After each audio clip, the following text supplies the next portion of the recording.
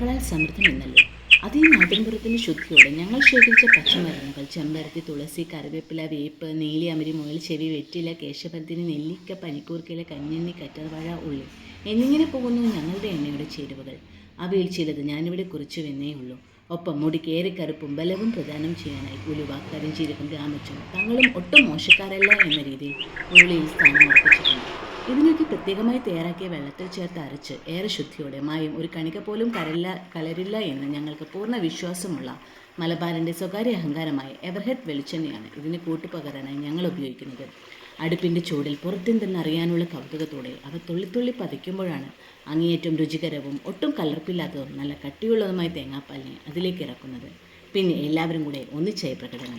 അവസാനം നല്ല കട്ടിപ്പച്ച നിറത്തിൽ എല്ലാ സത്തുക്കളോടും കൂടി ഞങ്ങളുടെ ദമന്ത്ര മുടിയെണ്ണ തയ്യാറായിരിക്കുന്നു. Damanthra natural hair oil, complete solution for all your hair problem.